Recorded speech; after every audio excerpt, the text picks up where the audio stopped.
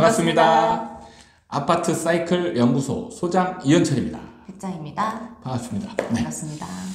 잘 지내셨죠? 네. 네, 자주 보니까요. 네. 아, 소장님, 이제 네. 소장님의 능력이 필요해요. 아, 뭘 맨날 이렇게.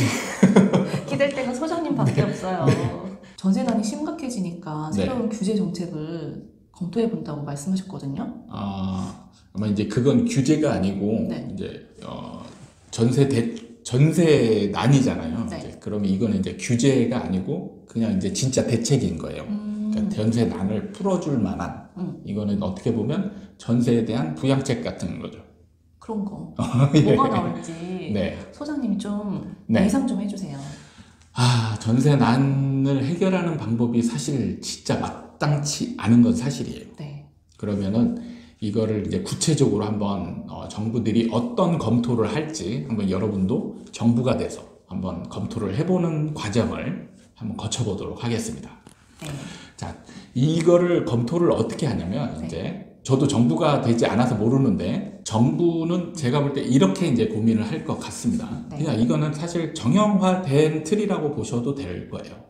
그러니까 당연한 게 이제 수요가 있고 공급이 있고 가격이 결정이 되거든요. 네. 그럼 이렇게 나눠서 수요 부분은 어떻게 이제 대책을 내놓을 것이냐. 네. 그 다음에 공급 쪽은 어떻게 대책을 내놓을 것이냐. 그 다음에 가격 형성 부분에 있어서는 어떻게 대응할 것이냐. 이렇게 이제 나눠서 보면 될 거예요. 그럼 먼저 수요 측면으로 한번 접근을 해보면 네. 지금 전세난이라는 거는 어쨌든 임차인이 수요는 임차인이잖아요. 네. 임차인이 많고 그러면 수요 측면에서 전세난을 해결하기 위해서는 수요를 줄이는 거밖에 없거든요. 네. 그럼 수요를 줄이는 방법이 뭐가 있을까요? 수요를 줄일 수가 있나요? 그렇죠. 이 수요를 줄일 수 있는 방법이 마땅치가 않은 거예요. 그러니까 왜냐하면 이게 필수품이기 때문에 그렇죠. 다른 상품 같은 경우는 많이 가격이 올랐다 싶으면 네. 그냥 포기하게끔 아니면 관심을 안 두게끔 하면 상관이 없는데 네. 집이라는 거는 필수품이란 말이에요. 그리고 전세, 임차인이라는 거는 집을 못 사거나 네. 안 사려고 하는 사람이 결국 임차인으로 있는 거란 말이에요. 네. 그럼 이 사람이 이제 다른 방면으로 수요를 돌릴 수 있는 대체지가 없다는 거죠. 맞아요. 대체 상품이 없다는 게 이게 문제인 겁니다. 그래서 사실 수요를 억제하기 위해서는 정부가 쓸 수 있는 방법은 대출을 억제하는, 대출을 규제하는 방법이 있을 수 있는데, 맞아요. 근데 이거는 이제 진짜 문제가 되는 거죠. 지금도 이미 대출을 많이 줄였는데 네. 더 줄이면 살라는 건가요, 이게? 그러니까 뭐 어떻게 보면 또 이 전환하는 게 이제 뭐 임대차 안 살 거면 집을 사라 뭐 이렇게 이제 될 수도 있는 측면이 있긴 한데. 근데 지금은 집도 못 사잖아요, 소장님. 맞아요. 네. 그럼 어떡하라는 거죠? 그러니까 이거는 방법이 없는 거예요. 그래서 수요를 줄일 수 있는 방법은 사실 마땅치가 않습니다. 네. 그러니까 수요는 그대로 있는 거예요. 그래요. 그래서 옛날에 박근혜 정부 때 전세난이 이미 있었잖아요. 네. 그때 박근혜 정부 때 이제 수요를 억제시키려고 했지만 방법이 없기 때문에 이 어려운 사람들을 도와주기 위해서 어떻게 방법을 쓸까 하다가 결국엔 쓴 방법이 대출을 확대시켜 버린 거죠. 지금과는 또 반대로 생각하네요. 그렇죠. 그러니까 전세난은 피할 방법이 없으니까 그런 거예요. 피할 방법이 없으니까 그러면 수요를 억제시키면 좋은데 이 사람들이 억제시키면 갈 집이 없잖아요. 그게 문제인 거죠. 그래서 어쩔 수 없이 이제 전세 대출을 확대시켜주고 보증보험도 이제 넓게 이제 더 범위를 넓혀준 거죠. 그래서 오히려 이제 전세난을 더 가중시킨 측면이 있습니다. 그러면 소장님 말씀 수요 부분에서는 대책이 없다. 사실은 딱히 수요를 억제할 수 있는 방법은 없어요. 이게 이제 수요를 만약에 억제한다면 네. 방법이 아주 없는 건 아니에요. 뭐냐면 집을 사라. 이 사람들이 임차인이 집을 사면 네. 전세로만 보면 네. 수요가 줄어드는 효과가 있거든요. 그럼 전세 수요는 빠지지만 매매 수요는 늘어나는 네, 거 그렇죠. 아닐까요? 그러니까 이제 또 박근혜 정부랑 비교하면 박근혜 정부 때 집을 사라 그랬잖아요. 네. 빚내서 집 사라. 그게 이제 박근혜 정부 때는 첫 출발이 매매는 침체되어 있었고 전세난이 시작되었던 정부거든요. 네. 그래서 전세난을 해소시키는 데 집중을 했단 말이에요. 그래서 그걸 해소할 수 있는 유일한 수요 억제 측면에서 나오는 방법은 집을 사라였어요. 지금은 그때랑 또 상황이 다르잖아요. 그럼요. 상황이 다른 거죠. 지금은 이제 집 사서 임차 수요를 줄이기에도 네. 사실은 애매한 부분이죠. 돈 그러네요. 이미 이제 집값도 많이 올라서 네. 이제 물리적으로 접근이 불가능한 사람도 많거든요. 아, 맞아요. 집을 사고 싶은데 아예 돈이 이제 없어서 못 사는 사람들도 있단 말이에요. 어쩔 수 없이 그런 사람이 임차로 가는 건데 맞아요. 이런 사람 보고 집을 사라. 말이 안 되는 거죠. 진짜 말이 안 나올 것 같은데 네. 그런 대책이 나오면. 그러니까 지금은 사실 박근혜 정부 때와는 다르게 지금의 전세 난 상황에서는 수요 측면에서는 진짜 어쩌면 대책이 아예 없을 수도 있는 거예요. 그럴 것 같네요. 네. 그러면 수요가 아닌 그럼 공급은 어떻게 대책을 만들 수 있을까요? 자, 공급을 대책을 세우는 방법은 공급을 늘리는 것이죠. 네. 네. 그리고 임대주택을 늘리는 방법이 있을 수 있습니다. 네. 임대주택을 늘리는 방법은 두 가지가 있어요. 하나는 짓는 것이죠. 네. 네, 공공임대주택을 지어서 늘리면 되는 거고, 또 하나는 이제 매입임대라고 네. 해서 기존에 있던 집들을 사서 임대를 놓는 겁니다. 근데 이걸 하나하나 따져보면 공공임대주택의 장점은 저렴하면서 사실 많이 지을 수 있는 측면이 있어요. 네. 그런데 문제는 이 땅과 기간이죠. 맞아요. 오래 네. 걸려요. 그러니까 일단은 땅이 별로 없어요. 공공임대주택을 지을 수 있는 땅이 없기 때문에 보면은 여러분들이 참 아쉽게 느껴지는 측면이 공공임대주택, 공공주택 이런 공공이 들어가는 주택들은 대부분 위치가 그렇게 좋지 않아요. 맞아요. 좀 선호하지 않는 곳인 것 같아요. 그러니까 그거는 왜 그러냐면 땅이 없기 때문에 그런 거예요. 그래서 이제 이제 그걸 활용할 수 있는 방법으로 이제 지하철 역사 위에다 맞아요. 짓는 거 있잖아요. 이제 이게 유일한 거의 대안이 되기도 하고 그러죠. 그리고 이제 어쨌든 절대적인 땅의 그 양이 부족하다 지을 수 있는 그런 측면이 하나 있고, 이제 아까 말씀하신 대로 기간이 너무 오래 걸려요. 최소 3년, 네. 길면 4년, 5년 막 이렇게 걸리기 때문에 지금 당장 전세는 아닌데 얘를 지어서 집으로 공급하려면 일단 3, 4년, 최소 3, 4년은 이 전세난이 지속될 수밖에 없다. 이런 이제 측면이 있고요.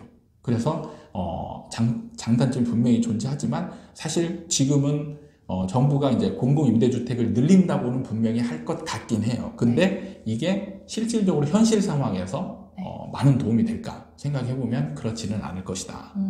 그러면 이제 쓸 수 있는 방법, 공급 측면에서는 매입임대를 늘리는 방법이 있죠.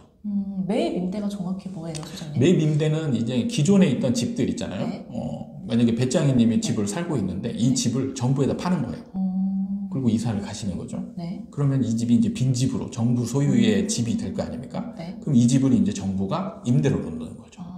그럼 원래 있던 집을 그렇죠. 정부가 사서 임대를 해준다는 거예요? 네, 맞습니다. 그건 그럼 시간은 오래 걸리진 않겠네요? 그렇죠. 이거는 이제 공급 효과가 그대로 나타날 수 있는 거예요. 근데 이게 이제 문제는 뭐냐?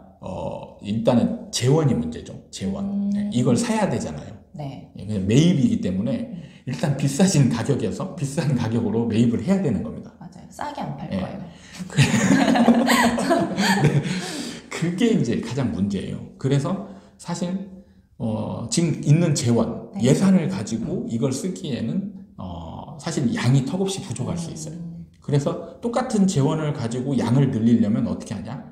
사실 외곽으로 또 벗어나게 되죠. 중심이 좋은데요. 그렇죠. 그러니까 이게 공공임대주택은 네. 사실 사람들이 선호하는 지역에 대량 공급하기가 굉장히 어려워요. 그래서 이제 또 하나 쓸 수 있는 방법이 재개발, 재건축. 얘네들은 이제 위치가 좋죠. 네. 네, 이런 데다가 임대주택 비율을 늘리는 방법이 있어요. 그런 방법도 있긴 하겠네요. 네, 임대주택 비율을 늘리게끔 법으로 강제하고, 네. 그러면 이제 조합원들 반발이 심해질 거 아닙니까? 네. 그러면 여기에 이제 일종의 그 대가로 이제 혜택을 좀 주는 거죠. 규제를 풀어준다든지 뭐 이런 거. 이제 이런 방법들을 이제 사용할 수는 있는데, 문제는 얘도 어쨌든 짓는 기간, 사업성이 담보돼야 되는 문제들이 산재에 있기 때문에 네. 사실 공급 대책도 많은 효과를 기대하기에는 어려운 상황이에요. 그러네요. 지금 딱 이 상황을 해결해 줄 수 있는 부분은 아니네요. 네, 그렇죠. 그럼 마지막 남은 네. 가격. 가격. 사실 정부가 가장 지금 유혹을 느끼는 거는 제가 볼 때 이거라고 봐집니다. 예, 가격을 통제하는 것이죠. 가격을 통제한다는 게 저는 이해가 안 되는데 그게 가능한 일이에요? 사실 자본주의 사회에서는 사실 있을 수 없는 일이죠. 근데 이제 여러 나라에서 시행은 했었습니다. 그런데 지금 이미 우리나라도 지금 가격 통제, 임대료 통제를 적용하고 있어요. 그럼 어떻게 할 수 있는 거예요? 첫 번째는 임대사업자들이 있었죠. 네. 예, 임대사업자로 등록한 임대인에게는 네. 이제 임대료를 5% 이상씩 못 올리게 이제 적용을 했었어요. 맞아요. 그래서 이렇게 가격 통제를 했었고요. 첫 번째는. 그리고 두 번째는 지금 이번에 최근에 이제 시행된 법이 있죠. 임대차 2법. 예, 여기에 이제 계약갱신 청구권이 있는데 계약갱신 청구권을 쓴 집에 대해서는 5% 이상 못 올리게 또 통제를 하고 있죠. 그러니까 이미 사실 정부가 임대료 통제를 지금 어느 정도 하고 있는 상황이에요. 그런데 문제는 이런 상황에서 집값 가격 전세가가 지금 오르고 있다는 게 문제죠. 맞아요. 효과가 없는 것 같아요. 보면. 네. 그러니까 이게 이제 사실 이 법을 적용하는 시기가 되게 중요한데 시기가 지금 잘못된 측면이 있어요. 전세가가 오르고 있는 상황에서 이 법을 시행했기 때문에 지금 오히려 임대료 올라가는 상황을 더 촉진시키고 있는 거죠. 법 때문이 아니라 어찌됐든 전세가의 그 사이클상 지금은 올라가는 시기였기 때문에 네, 맞습니다. 그 시기가 아니라는 말씀이시죠? 네, 그러니까 임대차 입법이 시행되기 전에 이미 전세가가 막 오르고 있었어요. 그래서 이제 정부는 전세가마저 올라가면 이건 난리가 난다 이렇게 보고 빨리 시급하게 이 전세가를 안정화시켜야 된다 해서 지금 골든타임 이걸 주장하면서 이제 정말 신속하게 처리를 한 거거든요. 근데 이게 이제 생각한 대로 효과를 내지 못하고 오히려 부작용이 더 커지는 상황으로 전세가가 더 지금 급등하고 있는 거죠. 그럼 이 상황에서 더 남은 대책이 있나요? 이게 이제 아마 여러분들도 생각할 수 있는 부분이 있죠. 이게 표준 임대료. 표준 임대료라는 거는 이제 모든 주택을 이제 통제하는 겁니다. 그게 가능한 일이에요? 자본주의 사회에서는 감히 생각하기 어려운 건데 지금 정부는 유혹을 아마 굉장히 느끼고 있을 겁니다. 할 수도 있을 거라는 예상을 하시는 건가요? 저는 아마 준비를 지금 많이 하고 있지 않을까 이런 생각을 하고 있습니다. 네, 그렇게 하면 반발이 엄청 심할 것 같아요. 이건 반발 차원이 아니고 이제 엄청난 혼란이 일어날 수도 있어요. 사실 이거는 굉장히 위험한 제도예요. 그러니까 정부 입장에서는 사실 가격 통제를 하겠다라는 정책이 효율적으로 이제 진행될 수도 있는 그런 측면이 있지만 이게 이제 현장으로 가보면 각종 문제점들이 이제 나타날 수 있다라는 거죠. 어떤 문제점들이 있을지 좀 구체적으로 얘기해 주실 수 있어요? 네, 첫 번째는 지금 같은 경우 계약갱신 청구권이 이제 실시되면서 한 아파트에 비슷한 물건인데 지금 전세가가 완전히 달라진 사례들이 생겼어요. 계약갱신 청구권이 그 청구권을 쓴 집이 있고 안 쓰고 그냥 신규로 계약을 맺은 집이 있어요. 신규로 전세가가 오르고 있는 상황에서 신규로 계약을 맺은 집은 전세가가 많이 올라 있겠죠. 계약갱신 청구권을 쓴 집은 옛날 가격이란 말이에요. 그래서 이 같은 물건이지만 비슷한 물건이지만 전세가가 지금 이렇게 벌어져 있는 상황이에요. 그럼 만약에 이런 상황에서 표준 임대료를 딱 적용을 해요. 이제 5% 이상 계속 못 올린다. 그러면 여기는 계속 이제 낮은 상태로 5% 올라가는 거고 여기는 높은 상태에서 5% 올라가는 거죠.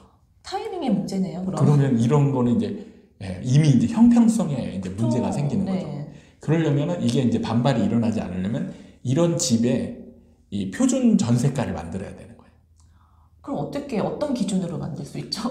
그게 이제 어려운 작업입니다. 이게 실제로 그래서 표준 임대료를 쓰기가 유혹은 많지만 쓰는 게 만만치 않은 거예요. 이 작업이 선행되어야 되거든요. 그래서 예전에 이제 그 김현미 장관이 표준 임대료에 대해서 잠깐 언급을 한 게 있어요. 언급을 했을 때 지금 표준 임대료를 쓸 생각을 갖고 있느냐라는 질문을 던졌을 때 김현미 장관이 그걸 쓰기 위해서는 먼저 임대차 3법이라고 했죠. 지금 임대차 2법이 적용이 됐습니다. 하나 빠진 게 있죠. 그게 뭐예요? 뭘까요? 그게 뭐냐면 신고제, 신고. 아. 네.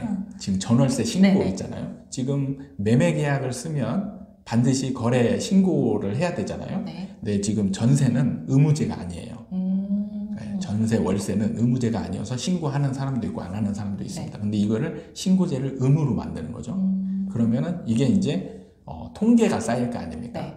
그럼 이 통계치를 가지고 데이터를 가지고 이제 표준 임대료, 적정 임대료를 만드는 거예요. 그 작업이 필요한 겁니다.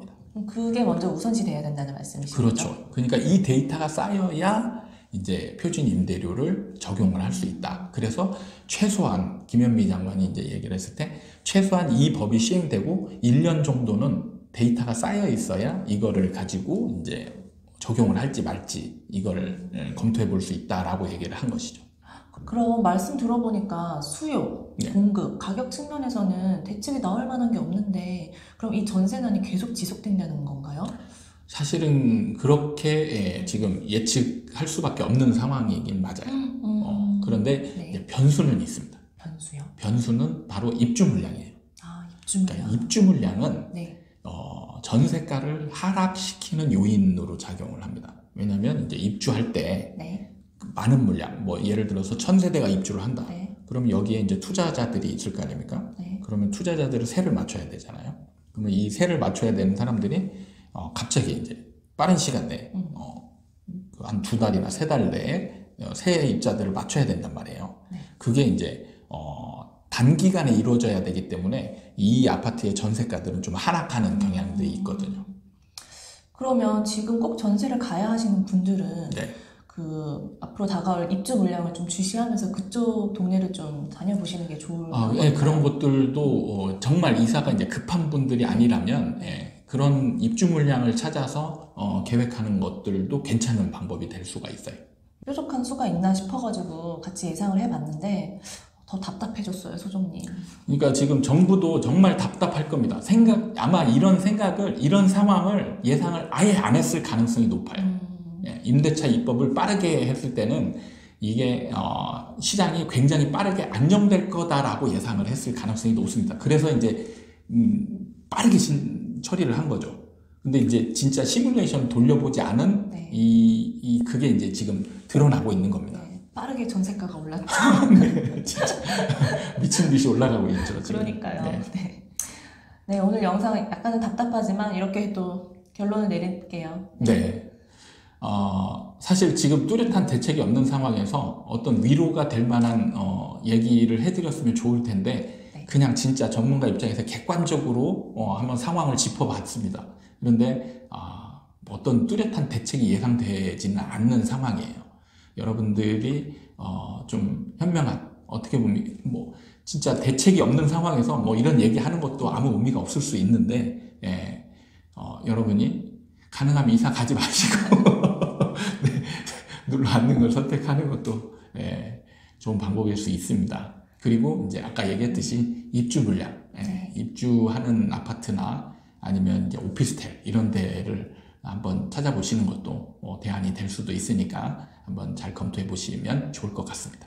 네, 알겠습니다. 오늘 영상 여기까지 하고요. 다음에는 좀 신나게 만나 뵙도록 할게요. 네, 좀 신나는 주제를 가지고 네. 했으면 좋겠습니다. 네. 네, 알겠습니다. 감사합니다. 네, 다음에 또 뵙겠습니다. 네.